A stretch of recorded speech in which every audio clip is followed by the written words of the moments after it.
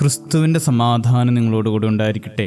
വചനകിരണത്തിലേക്ക് ഏവർക്കും സ്വാഗതം. കുട്ടിയായിരിക്കുന്ന രാജകുമാരനെയും കൊണ്ട് കാഴ്ചകൾ കാണാൻ ഇറങ്ങിയതാണ് പരിചാരകർ. കാഴ്ചകൾ കണ്ട് അവരൊരു ചെറിയ കാട്ടിൽ എത്തി. മനോഹരമായ കാഴ്ചകൾ കണ്ട് രാജകുമാരൻ തുള്ളിച്ചാടാൻ തുടങ്ങി. അപ്പോഴാണ് ചിറകുകളിൽ വിരുന്നിൻ്റെ മഴവില്ല് തന്നെ തീർത്ത ഒരു ചിത്രശലഭത്തെ കണ്ടത്.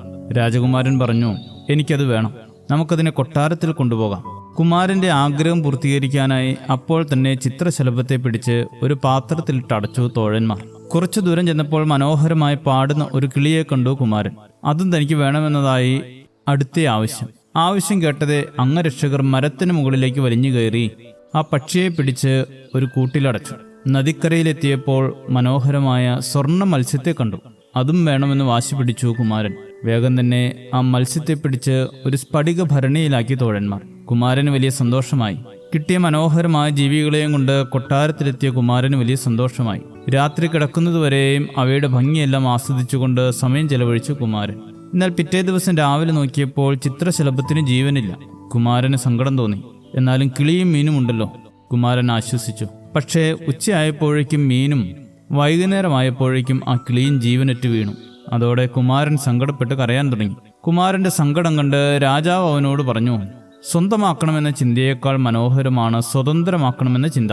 കൂട്ടിലടച്ചാൽ ഒരിക്കലും ഒരു സൗന്ദര്യവും പുറത്തു വരില്ല. ഇന്ന് പലപ്പോഴും ഈ കുമാരന്റെ സ്വഭാവത്തിൽ ജീവിക്കുന്ന പലരെയും ജീവിതത്തിൽ കാണാറുണ്ട്. ഇഷ്ടപ്പെട്ടവരെ കൂട്ടിലിട്ട് അടയ്ക്കുന്ന രീതിയിലുള്ള പെരുമാറ്റം. തനിക്കിഷ്ടമുള്ളവർ മറ്റാരോടും മിണ്ടരുത്, തൻ്റെ ഇഷ്ടത്തിനനുസരിച്ച് അവർ പ്രവർത്തിക്കണം, തന്നോട് ചോദിച്ചിട്ടേ എല്ലാം ചെയ്യാവൂ. ഇങ്ങനെ പോകുന്നു അവരുടെ ഡിമാൻഡുകൾ. എന്നിട്ട് പറയും, ഞാൻ ഒത്തിരി ഇഷ്ടപ്പെടുന്നത് കൊണ്ട് ഞാൻ കൊടുക്കുന്ന കെയറാണ് ഇതെല്ലാമെന്ന്. വള്ളത്തോളിൻ്റെ മനോഹരമായ വരികൾ, ബിന്ദുരക്കാഞ്ചനക്കൂട്ടിലാണെങ്കിലും ബന്ധനം തന്നെ പാരി. എത്ര മനോഹരമായ സ്വർണ്ണക്കൂട്ടിലാണെങ്കിലും ബന്ധനം വേദനാജനകമാണ് എന്നത് മറക്കരുത്. തനിക്കിഷ്ടപ്പെടുന്നതെല്ലാം തൻ്റേതാകണമെന്ന ചിന്ത വെച്ച് പുലർത്തുന്നവരെല്ലാം പലരുടെയും ജീവിതത്തിന് ചിതയൊരുക്കുകയാണ് ചെയ്യുന്നത്.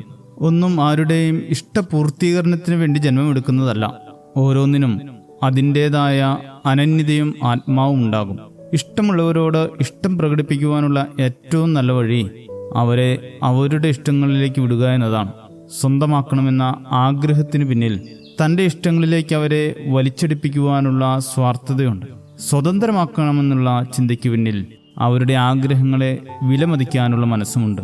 കർത്താവ് ആത്മാവാകുന്നു, കർത്താവിൻ്റെ ആത്മാവുള്ളിടത്ത് സ്വാതന്ത്ര്യമുണ്ട് എന്ന് പരിശുദ്ധ പൗലോസ്ലീഹ ഓർമ്മിപ്പിക്കുന്നു. ഇഷ്ടത്തിൻ്റെ പേരിൽ സ്വാതന്ത്ര്യം നിഷേധിക്കുമ്പോൾ ക്രിസ്തുവിൻ്റെ ആത്മാവ് നഷ്ടപ്പെട്ടു എന്ന് വേണം വിചാരിക്കാൻ. ദൈവത്തിൻ്റെ ആത്മാവിൽ നിറയുവാൻ, സ്വാതന്ത്ര്യം പകരുന്നവരാകുവാൻ ഏവർക്കും ഇടയാകട്ടെ. ശുഭദിനം നേരുന്നു. ദൈവം അനുഗ്രഹിക്കട്ടെ. പരിശുദ്ധാത്മാവേ എഴുന്നള്ളേണമേ, എഴുന്നള്ളേണമേ, എഴുന്നള്ളേണമേ.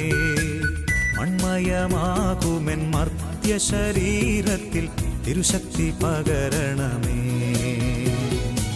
തവ സൗഖ്യം നൽകേണമേ.